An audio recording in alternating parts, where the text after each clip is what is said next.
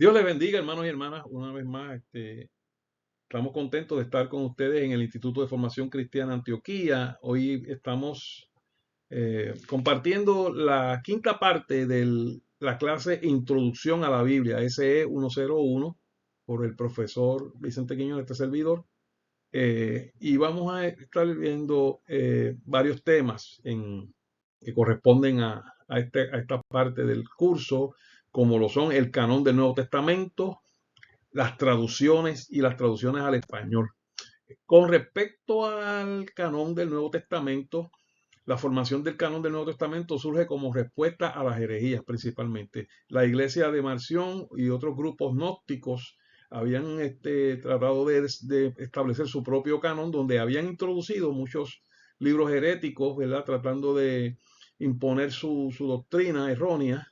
Y esto pues plantea un problema, una problemática para la iglesia primitiva, donde entonces ella se ve obligada a marcar y seleccionar los libros que en verdad son canónicos, ¿verdad? Que son inspirados. Esta tarea fue un proceso lento, pero un proceso inexorable, un proceso dirigido por el Espíritu Santo. Y en su conclusión quedan los 27 libros que aparecen en la Biblia que nosotros usamos en la actualidad. El desarrollo del canon del Nuevo Testamento fue, al igual que el del Antiguo, un proceso gradual. Ireneo cita y menciona 21 libros que acabarían siendo parte del Nuevo Testamento. Los excluidos fueron Filemón, Hebreo, Santiago, segunda de Pedro, tercera de Juan, Judas. A comienzos del siglo III, Orígenes de Alejandría podría haber estado usando los mismos 27 libros que usamos nosotros en el Nuevo Testamento moderno. Aunque en ese tiempo aún habían disputas con relación a la canonicidad de Hebreo, Santiago, segunda de Pedro, segunda y tercera de Juan y Apocalipsis. Del mismo modo, quizá tan pronto como en el año 200 existía un conjunto de escritos cristianos, algo similar a lo que hoy es el Nuevo Testamento, estos 27 libros, que incluía 4 evangelios y se oponía a las objeciones contra ellos. Así, mientras que había muchas discusiones en cuanto a los libros, la iglesia primitiva, sobre el canon del Nuevo Testamento, los principales libros fueron aceptados casi todos con las autoridades cristianas del siglo II. O sea que ya para el siglo II, pues más o menos estaba formado el canon. Los próximos 200 años siguieron un proceso similar de debate continuo por toda la iglesia y criterios localizados, los criterios localizados de aceptación. En algunos sitios aceptaban un libro, en otros no, pero estaban más o menos cerca de esos 27. Como la iglesia trabajó para hacer de una solamente, la integridad aproximada de acuerdos se fusionó gradualmente más allá de la unidad. Este proceso aún no se había completado en el momento del primer concilio de Nicea, en el año 325, aunque se había hecho progresos sustanciales para entonces. Se ha conjeturado que la comisión de Constantino en el 331 de 50 ejemplares de la Biblia para la iglesia en Constantinopla pudo haber sido una ocasión temprana para el establecimiento de una lista formal de los libros canónicos, dando lugar a afirmaciones oficiales posteriores, aunque no existen evidencias concretas para apoyar la idea. A falta de las listas establecidas, la resolucionó cuestiones normalmente se dirigía a través de las sedes de Constantinopla, en consulta con el obispo Eusebio de Cesarea y tal vez otros obispos que estaban a disposición localmente. En la carta de Pascua del 367, Atanasio, obispo de Alejandría, dio una lista exactamente los mismos libros que se convertirían oficialmente en el canon del Nuevo Testamento, y el uso de la palabra canonizado, que viene del griego canonizomena, con respecto a ellos. El primer consejo que aceptó el actual canon católico, el canon de Trenton, pudo haber sido el sínodo de Hipona en África del Norte en el 393. Los actos de este consejo, sin embargo, las actas de este consejo, sin embargo, se han perdido. Un breve resumen de los actos fue leído en aceptación por los concilios de Cartago en el 397 y el 418. Estos concilios fueron convocados bajo la autoridad de Agustín, que consideraba el canon como ya cerrado. El concilio de Roma, de Dámaso I, si el Decretum Geliesanum asocia correctamente con esto. Emitió un canon bíblico idéntico, se ha mencionado que se ha mencionado anteriormente, o si no, la lista es la misma compilación del siglo VI.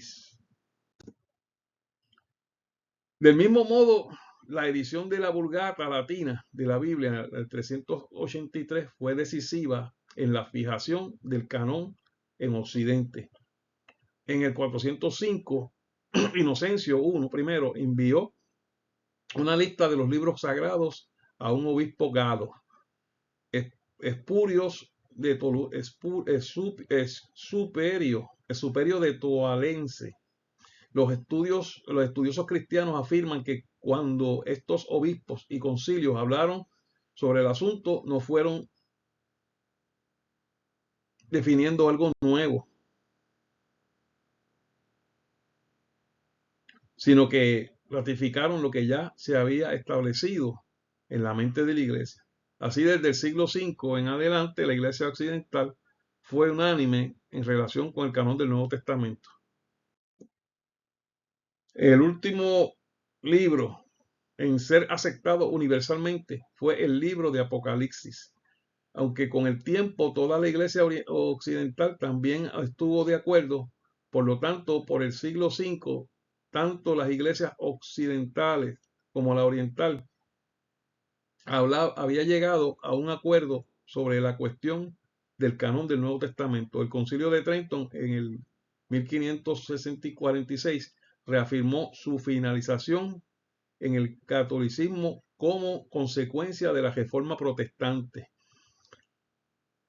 Los 39 artículos del 1563 para la Iglesia de Inglaterra y la Confesión de Fe de Westminster en 1647 para el calvinismo inglés establecieron las finalizaciones oficiales de estas nuevas ramas del cristianismo en vista de la ruptura con Roma. El Sínodo de Jerusalén de 1672 no hizo cambios en el canon del Nuevo Testamento para los ortodoxos, pero resolvió algunas preguntas acerca de algunos de los libros del Antiguo Testamento de menor importancia para los ortodoxos. La mayoría de las otras jurisdicciones ortodoxas decían haberlo aceptado. Pruebas de canonicidad. ¿Cómo se verifica, cómo se llega a la conclusión de que algunos libros pertenecían o no al canon? ¿Qué proceso y por qué medios reconoció la iglesia primitiva los libros que eran canónicos y cuáles no lo eran? A continuación se resumen las pruebas utilizadas para discernir qué libros eran canónicos, o sea, cómo ellos sabían cuáles sí y cuáles no iban a estar en la Biblia. Había unos criterios. El primero es autenticidad en el lado divino o inspiración. Ahí se contestan unas preguntas cuando se están evaluando los libros, y preguntas tales como: ¿el libro dio evidencia interna de haber sido inspirado por Dios? O sea, los relatos que habla ese libro armonizan con el concepto teológico, con lo que dicen los demás libros inspirados, están en la misma dirección. Tenía un carácter espiritual adecuado, edificó la iglesia, era doctrinalmente exacto, o sea, las doctrinas no contradecían doctrinas de otros libros que ya habían sido aceptados. Los apócrifos, los libros apócrifos y los pseudoepígrafas fueron rechazados por no cumplir con esa prueba, no pasaron esa prueba. Por eso no se encuentran en la Biblia evangélica protestante, ¿verdad? El libro debe contener evidencia de altos valores morales y espirituales, reflejando una obra del Espíritu Santo. Algunos de estos libros que están incluidos en la Biblia católica traen unos relatos que son como ficción algunos y otros que no están en armonía con la doctrina bíblica. Segundo punto, autenticación en el lado humano. Aquí fueron importantes dos cuestiones. ¿Era el autor un apóstol o tenía el respaldo de un apóstol? En el caso de Marcos, que escribió uno de los evangelios, Marcos escribió con el respaldo de Pedro, porque él andaba con Pedro, era su ayudante, y muchos dicen que era hasta su escriba, ¿verdad? O sea que por eso ese libro pues tiene valor, porque lo está escribiendo una persona que está cerca de un apóstol que tenía autoridad de Cristo. Lucas, como colaborador del apóstol Pablo, escribió bajo el respaldo de su autoridad. La misma cosa. Lucas trabajó muy cerca de Pablo y se dice que en algunas ocasiones fue su escriba también, él tomó dictados, ¿verdad? El otro punto, en general, son dos puntos que estamos viendo aquí, ¿verdad? La primera es el autor, si era apóstol o si era cercano a los apóstoles, y en general. ¿Fue aceptado el libro por la iglesia en general? Aquí tenemos el testimonio del Espíritu Santo a través de la iglesia. Todas las iglesias cristianas lo aceptaron o algunas lo rechazaron. El reconocimiento otorgado a un libro concreto por parte de la iglesia fue importante. Según este criterio, varios libros fueron rechazados. Hubo algunos de los libros que fueron aceptados por unos pocos, pero luego fueron descartados por falta de aceptación universal. Luego hubo algunos libros que algunos cuestionaron por dudas sobre el autor, no sobre el contenido, pero luego fueron aceptados por la mayor parte de la iglesia y por eso se mantuvieron dentro del canon, aunque no sé, como en el caso del libro de Hebreos, que no se sabe quién es el autor, pero todo su contenido es altamente espiritual y altamente en armonía con el mensaje bíblico, con la teología sana, ortodoxa, y por eso pues finalmente se mantuvo dentro del canon. Ahora vamos a hablar un poco de las formas de traducción, de la traducción española y de la dinámica de traducción. La Biblia fue escrita originalmente en hebreo, arameo y griego, ¿verdad? Entre las traducciones y revisiones de la Biblia en español, la Reina Valera y la Nueva Versión Internacional son las más populares. Aproximadamente un 85% de las personas de los de habla hispana usan una de estas dos versiones. El 80% de las personas que compran una Biblia dicen que la traducción es un factor muy importante en su decisión final de compra. O sea que es importante la traducción por eso. Ahora, ¿cómo se traduce? ¿Qué filosofías hay detrás de la traducción? Existen dos filosofías principales cuando hablamos de traducción. Hay y son una se llama equivalencia formal y la otra equivalencia dinámica. La equivalencia formal es una traducción palabra por palabra.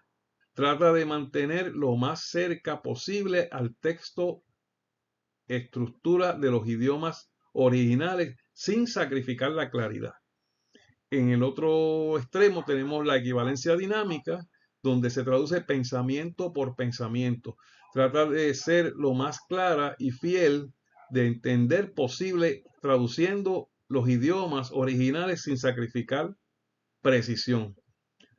Y ahí tenemos una gráfica, ¿verdad?, que nos muestra ese espectro de traducción, donde tenemos la interlineal, que está en el extremo palabra por palabra, pero vemos que cerca por ahí está la AMP, estamos la Reina Valera, que está cerca por ahí, pero también no al extremo exacto.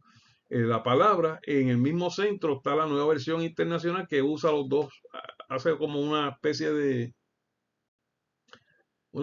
balance entre las dos filosofías y así por el estilo. Para el idioma español, concretamente el castellano, la Biblia se hizo de rogar por más de lo esperado. No es hasta el año 440 cuando vemos que existe una primera traducción de la Sagrada Escritura, la Biblia del Oso. No es una versión completa, aunque sí se considera obra cumbre de la literatura española. Esta denominación del oso se debe a su nombre y su portada. En esta aparecía un oso junto a un árbol que pretendía alcanzar una colmena para tomar la miel. Fue encargada por el monje Jerónimo, original de Sevilla, a Casiodoro de Reina y revisada por Cipriano de Valera. Es un trabajo realmente valioso en el punto de vista literario debido a la calidad del lenguaje y su extrema fidelidad al original. La primera traducción al castellano se termina en 1569.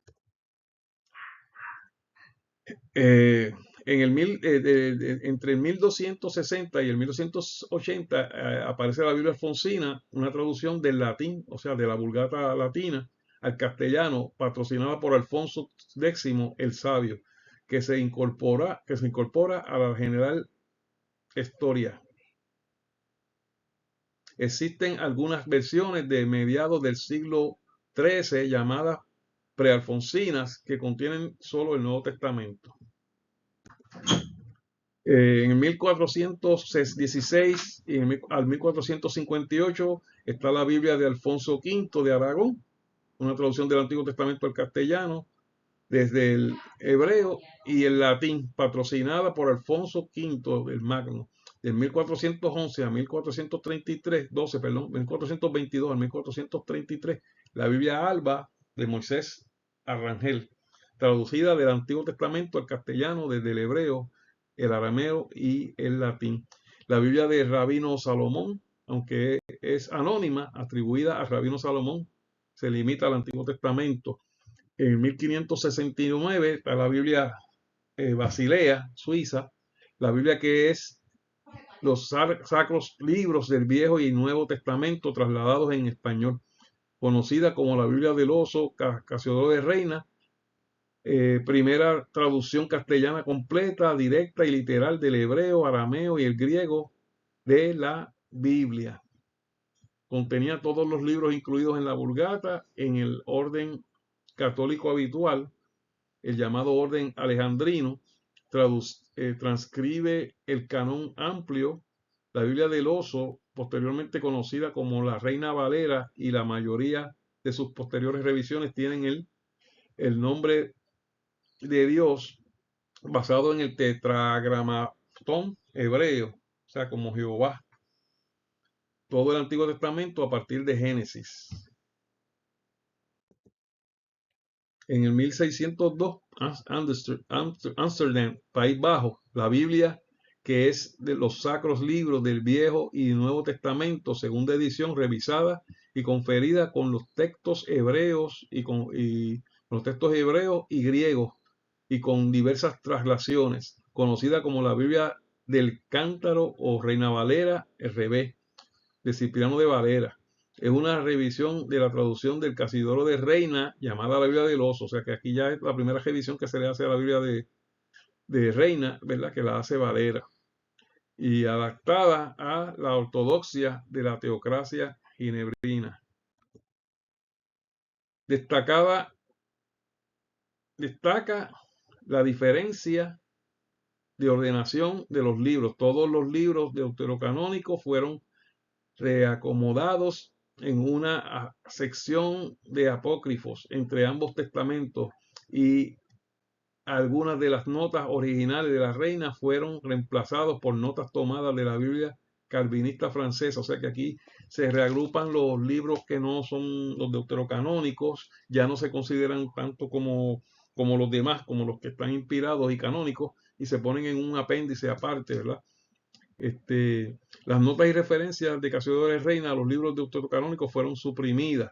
Se convirtió en la Biblia más usada por los protestantes españoles, reeditada y revisada en varias ocasiones, en 1862, el 13, en el 1800, la 13 revisión, en el 1865, la número 14, y así por el estilo. Muchas revisiones hasta que la Reina Valera llega a la Reina Valera contemporánea, ¿verdad? Y en el 2000, que es la del 60, La del 60 fue la revisión número 15, la de 1995, la revisión número 16, hasta la última que fue del 2009 al 2011, que es la última revisión de la Reina Valera. En, en 1793, España, está la Biblia Vulgata Latina traducida en español y anotada conforme al sentido de los santos padres y expositores católicos. Esta es la Biblia católica. Felipe Sío de San Miguel, traducción de la Vulgata al castellano, abundantes notas, comentarios y referencias a los textos originales. Y aquí tenemos una gráfica que está orientada, ¿verdad? Horizontalmente se puede entender un poquito mejor si la ponemos vertical, ¿verdad? Pero aquí no tenemos esa facilidad. Pero en esta usted podrá observar que la versión Reina Valera del 60 viene una traducción directamente de los códices, ¿verdad? Si lo pueden apreciar. Aquí están los originales que sabemos que no existen. Aquí están los códices, que son las copias más antiguas. Y vemos como la Reina Valera viene directamente de esa traducción, por lo cual esta edición de Reina Valera del 60 pues cobra un valor superior a las demás revisiones que venían de traducción del hebreo al griego, traducción del griego al latín, del latín al español, y usted sabe que ahí se erosiona mucho el sentido. Bueno, esperamos que esta clase pues sea de provecho para ustedes, ¿verdad? Y el punto importante que me gustaría resaltar es la parte donde hablamos del canon, ¿verdad? Y cómo se estableció y que había unos parámetros importantes, porque esos libros de la Biblia no cayeron ahí por arte de magia. O sea, ya los libros que estaban inspirados, Dios los había inspirado. O sea que desde el punto de vista de Dios, ya Dios sabía cuáles eran sus libros, las cartas y lo que iba a estar en ese canon. El hombre no lo sabía. Entonces ahí entra el proceso del Espíritu Santo, donde guía a los hombres por unas reglas claras y con mucha paciencia para seleccionar los libros que iban a estar contenidos en la Sagrada Escritura.